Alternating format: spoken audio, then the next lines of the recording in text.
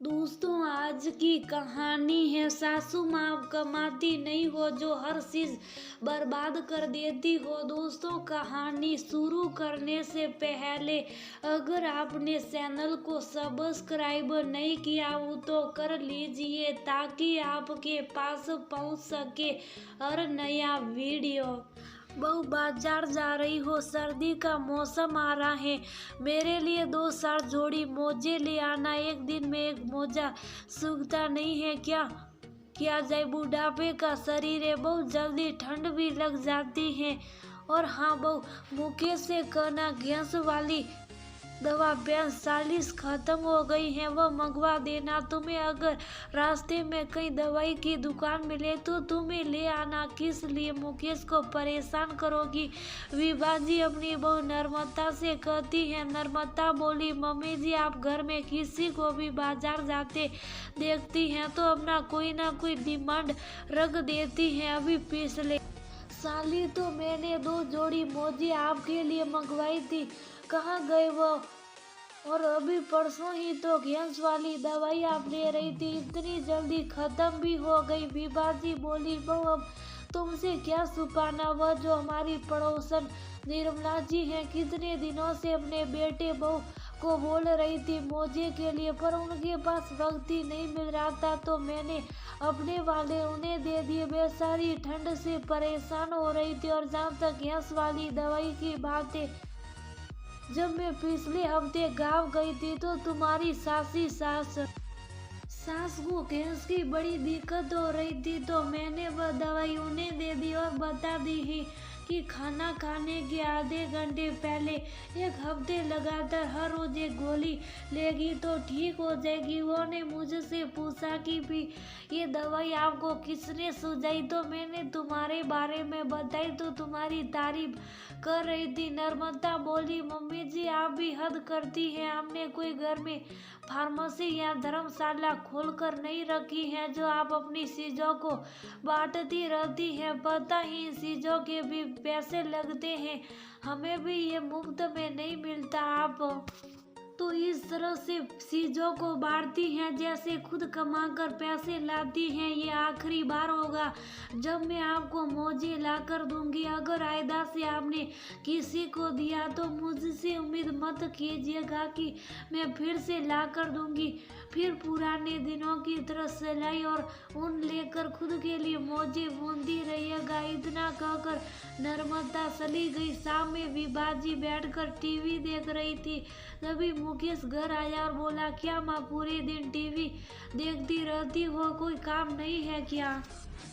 मुझे तो बचपन में कहती थी कि ज़्यादा टीवी देखने से आँख खराब हो जाती है। आपको पता है बिजली का बिल कितना आता और ये नर्मदा दिख नहीं रही, कहाँ गई? विभाजी ने तुरंत टीवी बंद कर दी और बोली, बेटा घर में कोई था नहीं इसलिए मैं टीवी देखने बैठ गई। और बहू लगता है बाजार गई है, बहुत देर हो गई, अभी तक आई क्यों नहीं है? तभी उधर से नर्मदा बोली, मम्मी जी पूरी बात बताया कीजिए, आधी अधूरी बात बताकर घर में कलह मत करवाइए। विभाजी बोली, बहू मैं तो बस बता रही थी कि। तभी नर्मदा बोली, ये क्यों नहीं बताएगी? आपका सामान लेने भी गई थी मैं। मुकेश बोला, कौन सा सामान? नर्मदा बोली, आपकी माँ आजकल त्याग की मूर्ति बनी फिरती है, कभी दवाई कभी मुझे अपना सामान दूसरों को दान करती रहती हैं और फिर मुझे बाजार से लाने के लिए कहती है। मुकेश बोला, माँ ये मैं क्या सुन रहा हूँ? आप इतनी लापरवाह कैसे हो सकती हैं? चीजों का ख्याल रखना भूल गई हैं कि अगर ऐसा ही चलता रहा तो अब मुझे और आपकी बहू को आपकी हर चीज का हिसाब रखना पड़ेगा। मुकेश इतना सुनाकर अपनी पत्नी के साथ कमरे में चला गया। पीछे से विभाजी का चेहरा उतर गया। कुछ समय बाद मुकेश अपनी पत्नी के साथ कहीं घूमने जा रहा था। विभाजी बोली, बहू मेरा शुगर फ्री वाला च्यवनप्राश और हॉर्लिक्स खत्म होने को है, बाजार जाओ तो लेते आना।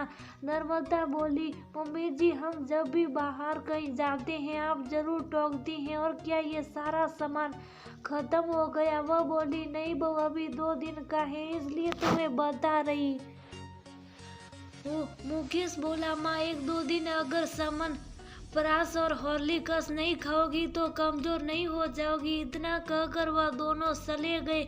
उनके जाने के कुछ समय बाद दरवाजे की घंटी बजी। विभाजी ने जाकर देखा तो उनके पति के एक पुराने मित्र किशोरी लाल जी आए थे। दोनों बैठकर बातें कर रहे थे। किशोरी लाल जी बोले, भाभी जी, कैलाश भाई का पैसा जो 6 महीने से रुका हुआ था वह चालू हो गया है और उसमें कुछ इजाफा हुआ है, इसलिए आपके दस्तखत लगेंगे। मेरी भी तबीयत ठीक नहीं रहती है, इसलिए मैं बार बार नहीं आ पाऊंगा। आपने जो कहा था उसके लिए मैं बैंक में किसी से बात कर ली है। वो आपके सारे पैसे आपके गांव वाले अकाउंट में ट्रांसफर कर देगा और ये एटीएम कार्ड रखिए। जब भी आपको पैसों की जरूरत हो तो इससे निकाल दीजिए। विभाजी बोली, किशोरी लाल जी, इनके जाने के बाद आपने मेरी बहुत मदद की है। क्या बताओ, बेटे बहू के साथ रह रही हूँ, मेरी वजह से उनके भी खर्चे बढ़ गए हैं। ये तो चले गए पर मुझे बुढ़ापे का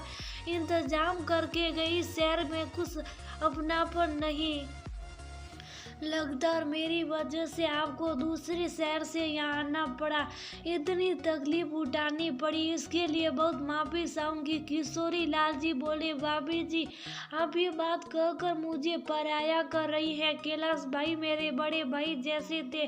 कभी भी मुझे कोई दिक्कत होती थी तो मदद करने समय कभी मुझसे हिसाब नहीं मांगते थे। भाभी, मैं आपकी परेशानी समझ सकता हूँ। ये आजकल लगभग हर घर की परेशानी बन चुकी है। माँ बाप अपना सब कुछ लुटाकर बच्चों के लिए खुश होते हैं, परंतु वही बच्चे अपनी दुनिया में खो जाते हैं। थोड़ी देर बाद किशोरी लाल जी चले गए।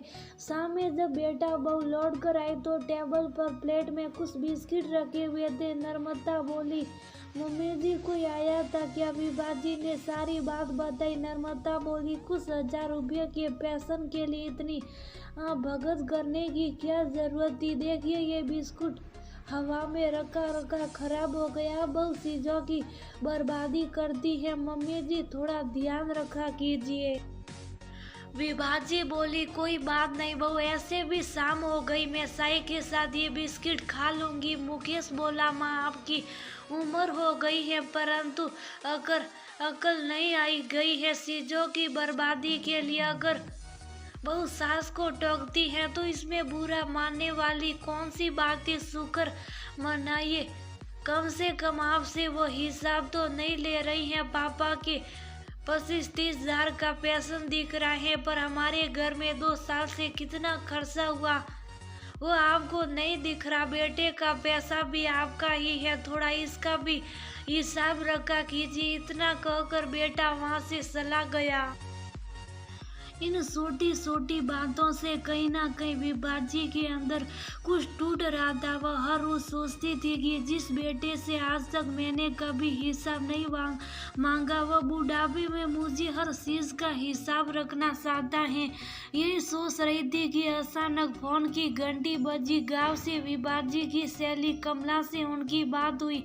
जब उन्होंने अपने मन की सारी बात बताई तो कमला जी ने जो बताया उसे सुनकर विभाजी के पैरों तले जमीन खिसक गई। कमला जी ने बोली, तुम्हारे बच्चे तो तुमसे हिसाब मांग रहे, मेरे बच्चे तो मुझे टूटे फूटे गांव के घर तक छोड़कर चले गए और वापस पलट तक देखने नहीं आए। वह तो अच्छा है कि पति के पेंशन पर अपना हक नहीं जमा सकी। आज वही सारा है और मैं सुख शांति से 2 रोटी खाकर यहीं जी रही हूँ। विभाजी बोली, कमला की अकेले रहना सही है। कमला जी बोली, वह अपनों से मैं भी तो हम अकेले थे, यहाँ पढ़ाई में भी उतना अकेलापन महसूस नहीं होता। 2-3 दिन तक विभाजी कमला जी की कई बातों को सोच रही थी।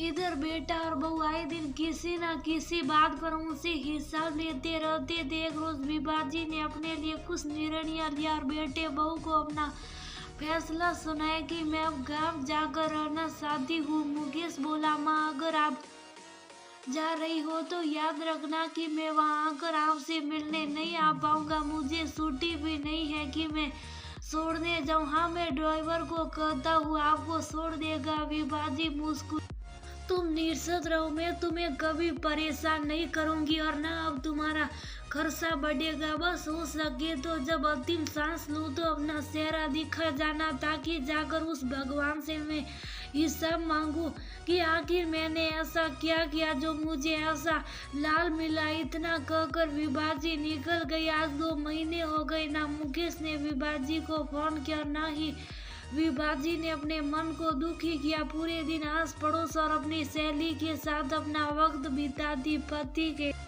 अच्छे व्यवहार के कारण गांव वाले उनकी बहुत इज्जत करते और विभाजी ने अपनी छोटी सी जमीन पर कुछ पैसे लगाकर सब्जी उगाने का काम शुरू करवाया। कुछ लोगों को रोजगार मिला और विभाजी को लोगों का साथ मिला, तो वक्त भी कटने